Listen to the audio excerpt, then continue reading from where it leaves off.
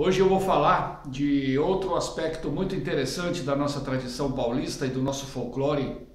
Então, se inscreve no canal aí e vamos embora.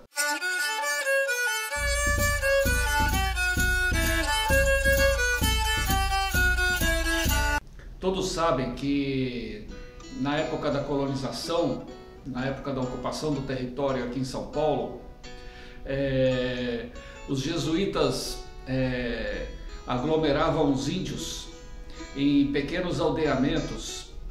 Então São Paulo era rodeado de pequenos aldeamentos, assim, onde eles traziam os índios para dominar o território, para ocupar o território. Eles traziam os índios para catequizar e tal, aquela história das missões jesuíticas. Eu tenho um vídeo no canal explicando as missões jesuíticas, então você dá uma olhada lá para entender mais ou menos como era o negócio. Acontece que numa época, muito tempo atrás, eu e a Sandrinha, nós percorremos vários lugares assim, né? Vários lugares que no passado foram aldeamentos aqui em São Paulo, tá? Então nós conhecemos lá em Guararema um lugar que se chama Freguesia da Escada, um pequeno arraialzinho, uma igreja muito antiga. Eu acho que a igreja é de 1652. Eu acho não, ela é de 1652.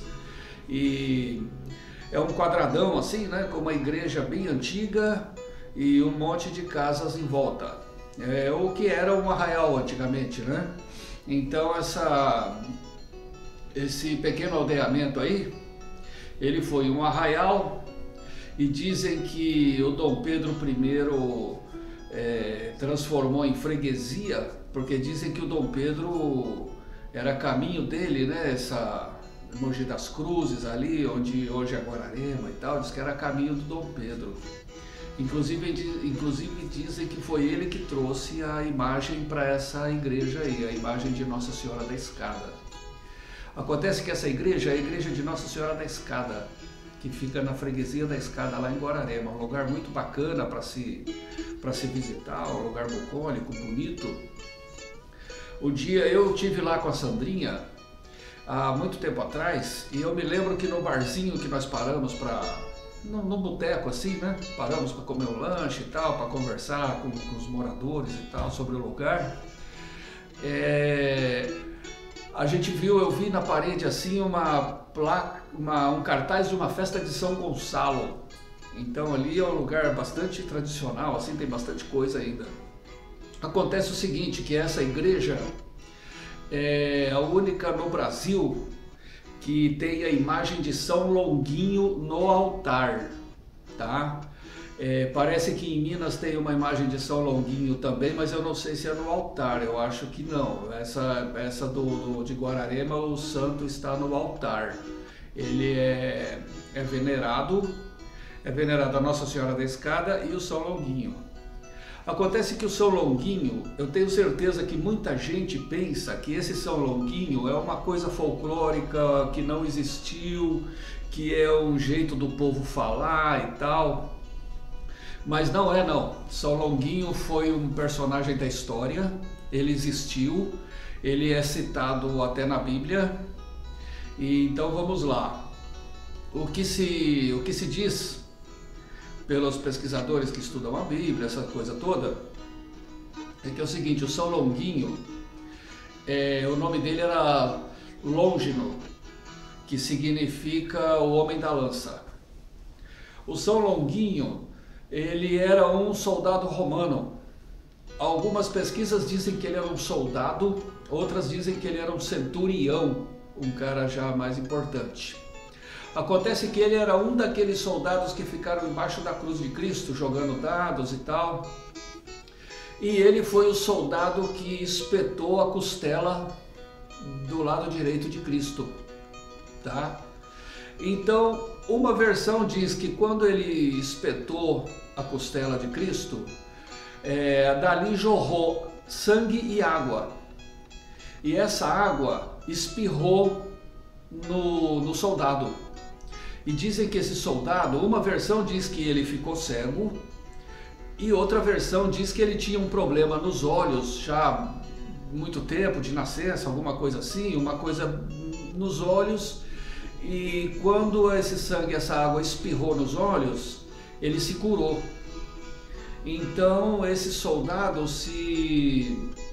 ele abraçou a fé católica, porque ele se curou. Na hora que ele espetou Cristo, ele se curou porque o que espirrou lá no olho dele curou ele.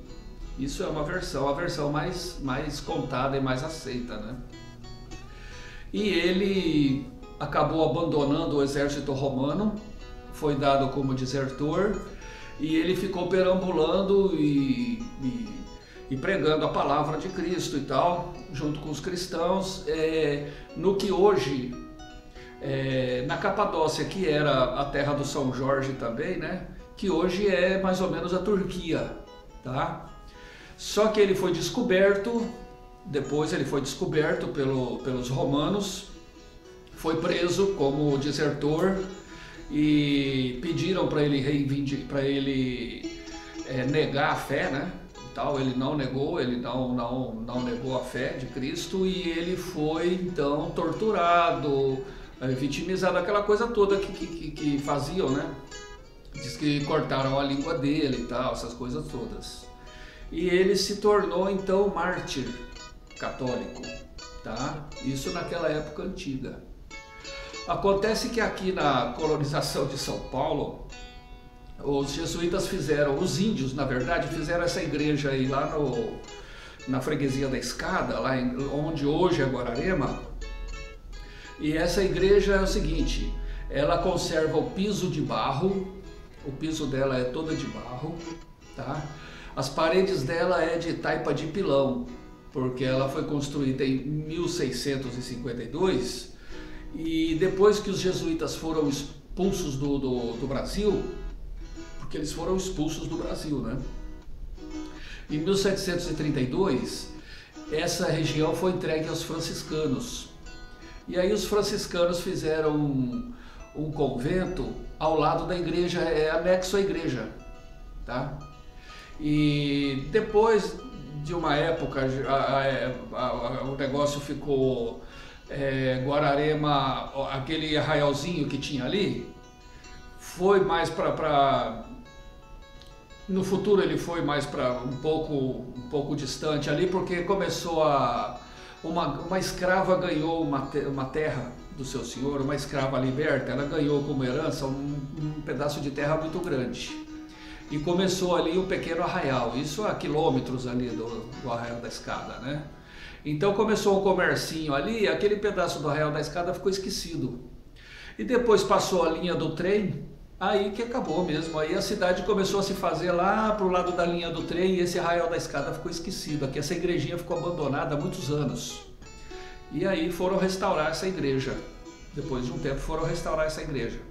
Restauraram a igreja e encontraram um santo, tá? Descobriram que era São Longuinho, porque o santo tem um selo. E é o seguinte, isso quem conta é a Dona Luísa, que é uma senhora que tomava conta, né? Eu não sei se ela ainda está lá na igreja, ela tomou conta dessa igreja há 40 anos, então ela conta essa história.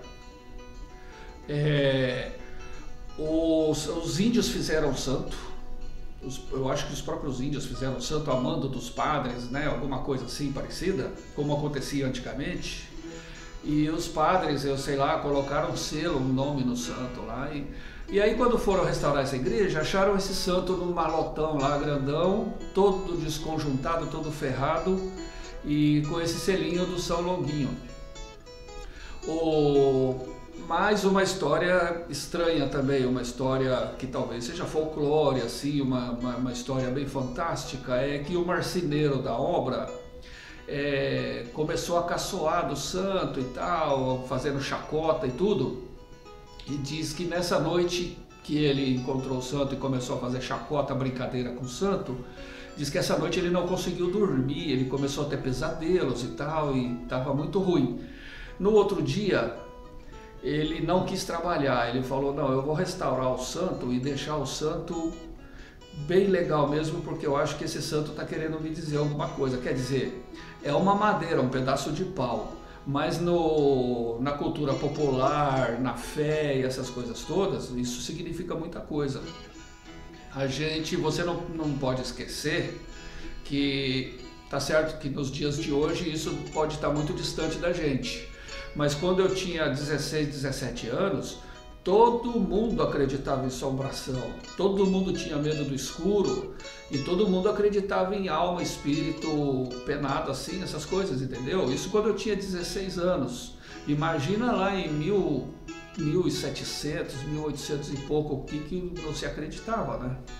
Então esse marceneiro aí, voltando à história, esse marceneiro restaurou a imagem e deixou ela toda bonitinha, tá?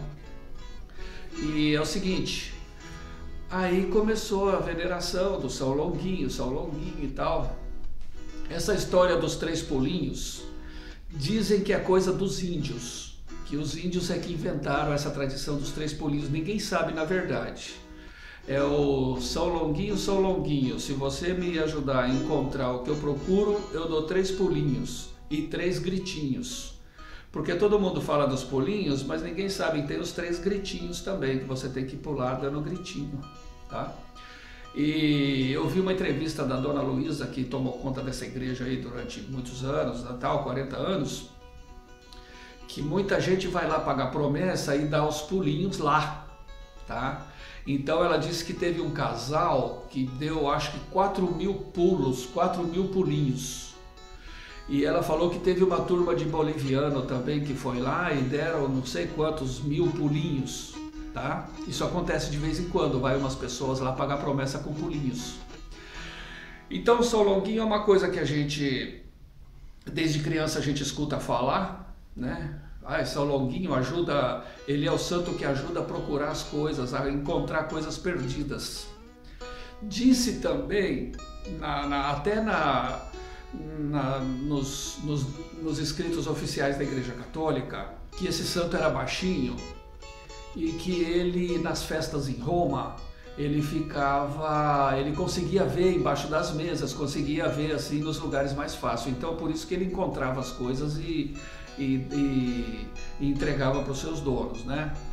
E tem uma versão também que diz que ele perdeu as pernas depois de um tempo da vida dele, ele perdeu as pernas, cortaram as pernas dele, alguma coisa assim.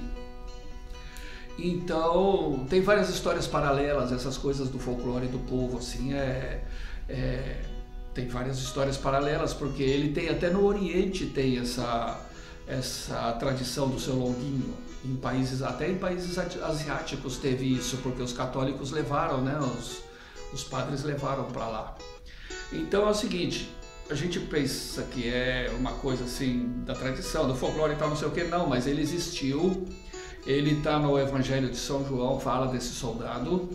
O Lucas fala dele também e alguns outros apóstolos falam desse soldado aí, tá? Ele existiu. Então São Longuinho não é uma coisa assim aleatória, São Longuinho é baseado em um soldado que existiu mesmo, tem escritos dele, história dele.